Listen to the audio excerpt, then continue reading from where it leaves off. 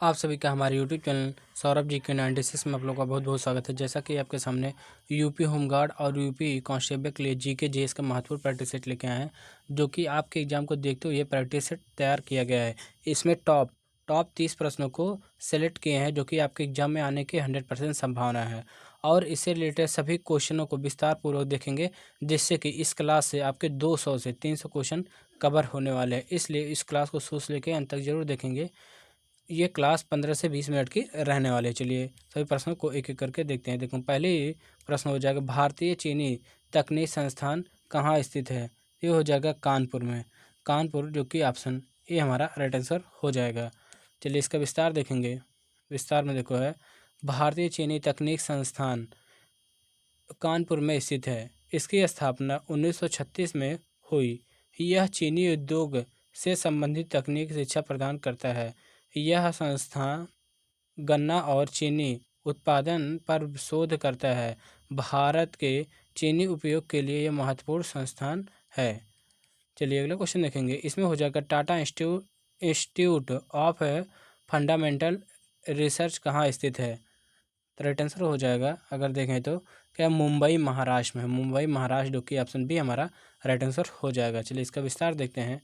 इसमें देखो है, Tata institute of fundamental research, जिसे बोलते हैं TIFR, मुंबई में स्थित है। इसकी स्थापना ये इंपॉर्टेंट हो जाएगा। इसकी स्थापना 1945 में हुई। इसकी स्थापना होमी जहांगीर भाभा ने की। ये भी इम्पोर्टेंट हो जाएगा। यह भौतिक और गणित के क्षेत्र में शोध करता है। यह भारत का प्रमुख वैज्ञानिक अनुसंधान संस्थान है। चलिए अगला क्वेश्चन देखेंगे। इसमें देखेंगे, भारतीय संविधान सभा ने तिरंगे को राष्ट्रीय ध्वज के रूप में कब अपनाया। तो ये हो जाएगा 22 जुलाई 1947, जो कि ऑप्शन डी हमारा राइट आंसर हो जाएगा। चलिए इसका विस्तार देखेंगे। इसमें देखो हो जाएगा, 22 जुलाई 1947 को संविधान सभा ने तिरंगे का राष्ट्रीय ध्वज स्वीकार किया। यह स्वतंत्रता से कुछ दिन पहले अपनाया गया था। इसमें 3 रंग केसरिया, सफ़ेद, हरा है। बीच में अशोक चक्र है। अशोक चक्र में 24 तीलियां हैं। ये सभी के सभी इंपॉर्टेंट लाइन है, इसलिए सभी लाइनों को अच्छे से रट लेंगे, क्योंकि इससे एक क्वेश्चन तो कन्फर्म है, पेपर में आएगा ही आएगा। चलिए नेक्स्ट देखते हैं। इसमें देखो हो जाएगा, डीजल लोकोमोटिव वर्क्स कहाँ स्थित है। तो राइट आंसर हो जाएगा वाराणसी उत्तर प्रदेश। वाराणसी उत्तर प्रदेश, जो कि ऑप्शन ए हमारा राइट आंसर हो जाएगा। चलिए इसका विस्तार देखेंगे। देखो, डीजल लोकोमोटिव वर्क्स प्रणाली वाराणसी में स्थित है। देखें, इसकी स्थापना 1961 में हुई थी। यह भारतीय रेलवे के निकट इंजन बनाता है। अब इसका नाम बनारस लोकोमोटिव वर्क्स है। यह रेलवे की प्रमुख निर्माण केंद्रों में से एक है। चलिए अगला देखते हैं। इसमें हो जाएगा, केंद्रीय वन अनुसंधान संस्थान कहाँ स्थित है। राइट आंसर हो जाएगा देहरादून। देहरादून, जो कि ऑप्शन डी सही उत्तर है। चलिए नेक्स्ट क्वेश्चन देखेंगे। इसमें देखो है, इसका पहले विस्तार देखते हैं। केंद्रीय वन अनुसंधान संस्थान देहरादून में स्थित है। यह अंग्रेजी नाम फॉरेस्ट रिसर्च इंस्टीट्यूट है। इसकी स्थापना 1906 में हुई थी। यह वन विज्ञान के क्षेत्र में शोध करता है। यहाँ पर यह इसे कहते हैं, यह भारत का प्रमुख वन अनुसंधान संस्थान है। चलिए अगला देखते हैं। इसमें देखो हो जाएगा, देखेंगे, तिरंगे झंडे के चक्र में कितनी तीलियां होती हैं। ये क्या 24 तीलियां होती है। अब हमने बताया था 24 तीलियां। चलिए सभी का विस्तार देखते हैं। इसमें देखो हो जाएगा, अगर विस्तार देखें तो तिरंगे के बीच में एक अशोक चक्र होता है। यह कुल 24 तीलियां होती हैं, या इसमें कुल 24 तीलियां होती हैं। यह सारनाथ के स्तंभ लेख से लिया गया है। यह धर्म न्याय का प्रतीक है। रंग गहरा नीला है। इसका रंग गहरा नीला होता है। चलिए अगला क्वेश्चन देखेंगे। इसमें हो जाएगा, केंद्रीय तंबाकू अनुसंधान संस्थान कहाँ स्थित है। अगर देखें केंद्रीय तंबाकू, तो राजमुंदरी हो जाएगा। राजमुंदरी, जो कि ऑप्शन ए हमारा राइट आंसर हो जाएगा। चलिए इसका विस्तार देखेंगे। इसमें हो जाएगा, केंद्रीय तंबाकू अनुसंधान संस्थान आंध्र प्रदेश के राजमुंदरी में है। यह तंबाकू उत्पादन का शोध करता है। इसकी स्थापना 1947 में हुई थी। यह भारतीय कृषि अनुसंधान परिषद के अंतर्गत आता है। किसानों को तंबाकू उत्पादन की तकनीक सिखाई जाती है। चलिए अगला क्वेश्चन देखेंगे। इसमें देखो जो राष्ट्रीय ध्वज में सफ़ेद रंग क्या संकेत करता है? अगर देखेंगे सफ़ेद रंग तो राइट आंसर हो जाएगा सफ़ेद रंग ये धर्म चक्र के साथ शांति और सत्य के संकेत को क्या है दर्शाता है, जो कि ऑप्शन ए हमारा राइट आंसर हो जाएगा। चलिए इसका विस्तार देखते हैं। इसमें देखेंगे सफ़ेद रंग शांति और सत्य का प्रतीक है। यह दो रंगों के बीच में संतुलन करता है या दर्शाता है। ये सही पट्टी में अशोक चक्र बने होते हैं या बना होता है। यह नैतिकता और ईमानदारी को दर्शाता है। राष्ट्रीय ध्वज का मध्य भाग सफ़ेद है। चलिए अगला देखते हैं। इसमें हो जाएगा राष्ट्रीय भारत के राष्ट्रीय पक्षी का नाम क्या है? तो राइट आंसर हो जाएगा मोर। मोर जो कि ऑप्शन ए हमारा राइट आंसर हो जाएगा। चलिए इसका विस्तार देखते हैं। मोर भारत का राष्ट्रीय पक्षी है। इसे 1963 में राष्ट्रीय पक्षी घोषित किया गया। इसके वैज्ञानिक नाम पैओ क्रिट ये हो जाएगा क्रिस्टेस हो जाएगा। यह सुंदर पंखों के लिए प्रसिद्ध है। यह भारत संस्कृति के महत्वपूर्ण स्थान रखता है। नेक्स्ट क्वेश्चन देखेंगे। इसमें देखो जब भारतीय विज्ञान अनुसंधान संस्थान कहाँ स्थित है? तो राइट आंसर हो जाएगा बेंगलोर कर्नाटक में हो जाएगा। बेंगलोर कर्नाटक जो कि ऑप्शन बी ए हमारा राइट आंसर हो जाएगा। देखेंगे इसमें है देखो भारतीय विज्ञान संस्थान जिसे बोलते हैं IISc बेंगलोर में स्थित है। इसकी स्थापना 1919 में हुई थी। इसकी स्थापना जमशेदजी टाटा ने की थी। यह भारत का प्रमुख वैज्ञानिक संस्थान है। यहाँ उच्च स्तरीय शोध किया जाता है। चलिए नेक्स्ट क्वेश्चन देखेंगे। इसमें देखो हो जाएगा राष्ट्रीय ध्वज के केसरिया रंग किसे दर्शाता है?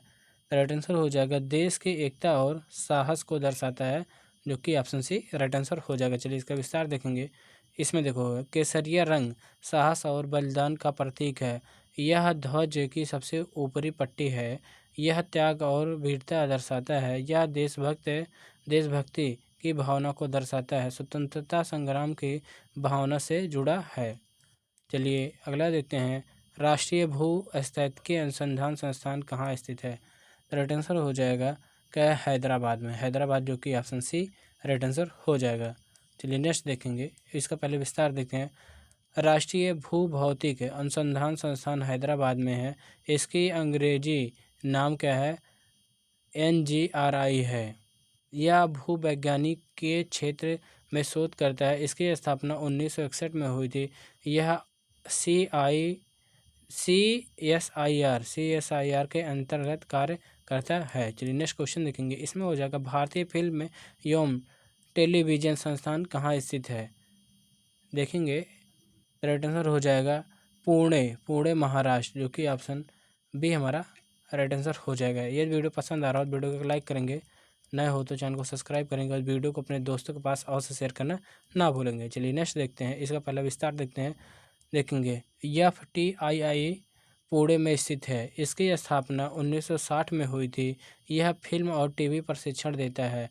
कई प्रसिद्ध फिल्म कलाकार यहाँ से निकले हैं। भारत का प्रमुख फिल्म संस्थान है।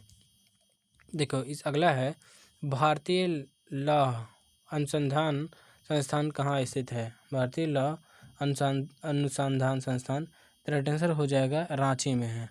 रांची जो कि ऑप्शन सी सही उत्तर हो जाएगा। चलिए इसका विस्तार देखेंगे। इसमें देखो हो जाएगा भारतीय लौह अनुसंधान संस्थान कराची में है। इसके अंग्रेजी नाम इंडियन इंस्टीट्यूट ऑफ नेचुरल ये हो जाएगा रिजाइंस एंड गम्स कहा है। यह लौह उत्पादन का शोध करता है। इसकी स्थापना 1924 में हुई। 1924 में हुई। यह कृषि अनुसंधान परिषद के अंतर्गत आता है। चलिए नेक्स्ट क्वेश्चन देखेंगे। इसमें देखो हो जाएगा भारतीय चमड़ा अनुसंधान संस्थान कहाँ स्थित है? तो राइट आंसर हो जाएगा चेन्नई में। चेन्नई जो कि ऑप्शन डी हमारा सही उत्तर है। चलिए इसका विस्तार देखते हैं। इसमें हो जाएगा केंद्रीय चमड़ा अनुसंधान संस्थान चेन्नई में है। इसका अंग्रेजी नाम CLRI है। इसकी स्थापना 1948 में हुई थी। यह चमड़ा उद्योग पर शोध करता है। यह CSIR के अंतर्गत कार्य करता है। चलिए नेक्स्ट देखते हैं। इसमें हो जाएगा भारतीय मौसम विज्ञान संस्थान कहाँ स्थित है? अगर देखेंगे भारतीय मौसम विज्ञान संस्थान तो हो जाएगा नई दिल्ली। नई दिल्ली जो कि ऑप्शन ए हमारा राइट आंसर हो जाएगा। चलिए इसका विस्तार देखते हैं। इसमें हो जाएगा भारतीय मौसम विज्ञान विभाग का मुख्यालय नई दिल्ली में है। इसकी स्थापना 1875 में हुई थी। यह मौसम पूर्वानुमान जारी करता है, यह मानसून की जानकारी देता है। यह भारत की प्रमुख मौसम एजेंसी है। देखेंगे इसमें है केंद्रीय पर्यावरण इंजीनियरिंग अनुसंधान संस्थान कहाँ स्थित है। तो राइट आंसर हो जाएगा केंद्रीय नागपुर महाराष्ट्र में हो जाएगा, जो कि ऑप्शन ए हमारा राइट आंसर हो जाएगा। चलिए इसका विस्तार देखेंगे। इसमें देखो ये हो जाएगा नीरी, यहाँ यन रहना चाहिए, ये नीरी नागपुर में स्थित है। यह पर्यावरण इंजीनियरिंग पर शोध करता है। यह CSIR के अंतर्गत आता है। इसकी स्थापना 1958 में हुई थी। यह पर्यावरण संरक्षण में कार्य करता है। चलिए अगला क्वेश्चन देखेंगे। राष्ट्रीय एड्स अनुसंधान संस्थान कहाँ स्थित है। अगर देखेंगे तो हो जाएगा पुणे महाराष्ट्र, जो कि ऑप्शन ए हमारा सही उत्तर है। चलिए इसका विस्तार देखेंगे। देखो इसमें है national ads research institute Pune में स्थित है। इसकी स्थापना 1992 में हुई थी। यह HIV एड्स पर शोध करता है। यह भारतीय चिकित्सा अनुसंधान परिषद के अंतर्गत है। यह स्वास्थ्य संसंधान में महत्वपूर्ण भूमिका निभाता है। चलिए अगला क्वेश्चन देखेंगे। इसमें हो जाएगा भारतीय पेट्रोलियम संस्थान कहाँ स्थित है। अगर देखेंगे भारतीय पेट्रोलियम, राइट आंसर हो जाएगा देहरादून, जो कि ऑप्शन बी सही उत्तर हो जाएगा। चलिए इसका विस्तार देखेंगे। देखो इसमें है Indian institute of petroleum Dehradun में स्थित है। यह पेट्रोलियम अनुसंधान करता है। यह CISR के अंतर्गत आता है। इसकी स्थापना 1960 में हुई थी। यह ऊर्जा क्षेत्र में शोध करता है। चलिए अगला क्वेश्चन देखेंगे। भारतीय राष्ट्रीय राजमार्ग प्राधिकरण का मुख्यालय कहाँ स्थित है। तो राइट आंसर हो जाएगा नई दिल्ली में, नई दिल्ली, जो कि ऑप्शन डी सही उत्तर हो जाएगा। चलिए इसका विस्तार देखते हैं। इसमें देखो हो जाएगा NHAI का मुख्यालय नई दिल्ली में है। इसकी स्थापना 1988 में हुआ। यह राष्ट्रीय राजमार्गों का विकास करता है। यह सड़क परिवहन मंत्रालय के अंतर्गत है। भारत में हाईवे निर्माण का प्रमुख संगठन है। चलिए अगला क्वेश्चन देखेंगे। भारतीय कृषि अनुसंधान संस्थान कहाँ स्थित है। तो राइट आंसर हो जाएगा नई दिल्ली, जो कि ऑप्शन डी सही उत्तर है। चलिए इसका विस्तार देखेंगे। इसमें हो जाएगा इंडियन एग्रीकल्चर रिसर्च इंस्टीट्यूट नई दिल्ली में है। इसे पूसा संस्थान भी कहा जाता है। इसकी स्थापना 1995 में हुई थी। यह कृषि अनुसंधान का प्रमुख केंद्र है। हरित क्रांति में इसका महत्वपूर्ण भूमिका रही है। चलिए अगला क्वेश्चन देखेंगे। भारतीय खगोल संस्थान कहाँ स्थित है। अगर देखेंगे तो राइट आंसर हो जाएगा बेंगलुरु, जो कि कर्नाटक में है। ऑप्शन डी राइट आंसर हो जाएगा। चलिए इसका विस्तार देखते हैं। Indian institute of astrophysics Bengaluru में है। यह खगोल विज्ञान पर शोध करता है। इसकी स्थापना 1971 में हुई थी। यह तारों और यहाँ का अध्ययन करता है। यह विज्ञान एवं प्रौद्योगिकी विभाग के अंतर्गत है। चलिए नेक्स्ट क्वेश्चन देखेंगे। इसमें देखो हो जाएगा भारतीय मौसम वेधशाला कहाँ स्थित है। राइट आंसर हो जाएगा पुणे में है, जो कि ऑप्शन ए हमारा राइट आंसर हो जाएगा। चलिए इसका विस्तार देखते हैं। भारतीय मौसम वेधशाला पुणे में है। यह मौसम संबंधी आंकड़े एकत्र करती है। यह मौसम विज्ञान विभाग का हिस्सा है। यहाँ मौसम संबंधी शोध होता है।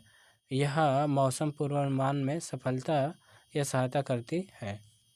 चलिए नेक्स्ट क्वेश्चन देखेंगे। राष्ट्रीय मस्तिष्क अनुसंधान संस्थान कहाँ स्थित है। तो राइट आंसर हो जाएगा गुड़गांव हरियाणा, जो कि ऑप्शन बी सही उत्तर हो जाएगा। इसका विस्तार देखेंगे।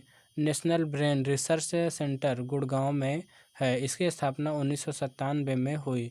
यह मस्तिष्क और तंत्र का शोध करता है। यह विज्ञान और प्रौद्योगिकी विभाग के अंतर्गत है। यह भारत का प्रमुख न्यूरोसाइंस संस्थान है। देखेंगे अगला क्वेश्चन है रमन अनुसंधान संस्थान कहाँ स्थित है। अगर देखेंगे तो हो जाएगा बेंगलुरु कर्नाटक में, जो कि ऑप्शन सी हमारा राइट आंसर हो जाएगा। चलिए इसका विस्तार देखेंगे।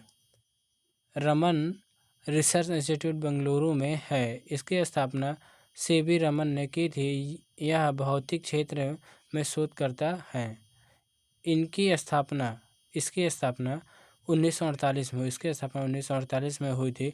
भारत का प्रमुख वैज्ञानिक संस्थान है। चलिए अगला क्वेश्चन देखेंगे।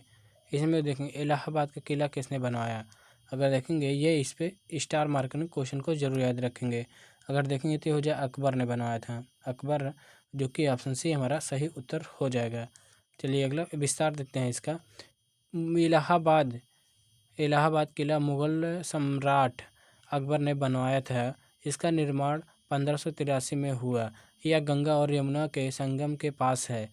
यह मुगल वास्तुकला का उदाहरण है। यह प्रयागराज के प्रसिद्ध ऐतिहासिक स्थल है। चलिए अगला क्वेश्चन देखेंगे। चचनामा कहाँ के इतिहास से संबंधित है। अगर देखेंगे चचनामा तो राइट आंसर हो जाएगा सिंध, जो कि ऑप्शन बी राइट आंसर है। चलिए इसका विस्तार देखते हैं। देखेंगे चचनामा सिंध के इतिहास से संबंधित है। इसमें अरबों के आक्रमण का वर्णन है। यह राजा दाहिर के समय की घटनाएं बताता है। इससे मोहम्मद बिन कासिम का वर्णन है। इसमें मोहम्मद बिन कासिम का ये भी इम्पोर्टेंट हो जाएगा। यह सिंध के इतिहास का महत्वपूर्ण स्रोत है। चलिए अगला क्वेश्चन देखेंगे। इसमें हो जाएगा ट्रेवल्स इन इंडिया। भारत आने वाली निम्नलिखित में से कौन किस विदेशी यात्री का लेखा जोखा है। तो राइट आंसर हो जाएंगे टैरनियर, जो कि ऑप्शन बी सही उत्तर हो जाएगा। चलिए इसका विस्तार देखेंगे। टैरनियर फ्रांसीसी यात्री था। उसने भारत की यात्राएं की। उनसे मुगल काल का वर्णन किया। मुगल काल का वर्णन किया। उसकी पुस्तक का नाम क्या ट्रेवल्स इन इंडिया है।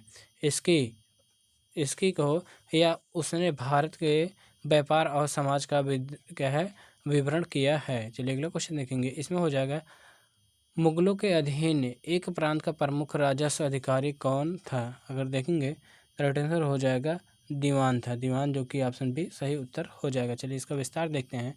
इसमें देखो है मुगल प्रशासन में दीवान राजस्व अधिकारी था। यह प्रांत की आय और व्यय देखता था। यह वित्त विभाग का प्रमुख होता था। यह देखेंगे कर संग्रह की व्यवस्था करता था। जो टैक्स होते हैं उसके क्या संग्रह करता था। मुगल प्रशासन में इसका महत्वपूर्ण स्थान था। चलिए आज का हमारा क्लास यहीं समाप्त होता है। इस वीडियो पसंद आया हो वीडियो को लाइक करेंगे, नए हो तो चैनल को सब्सक्राइब करेंगे और इस वीडियो को अपने दोस्तों के पास और शेयर करना ना भूलेंगे। Thank you for watching.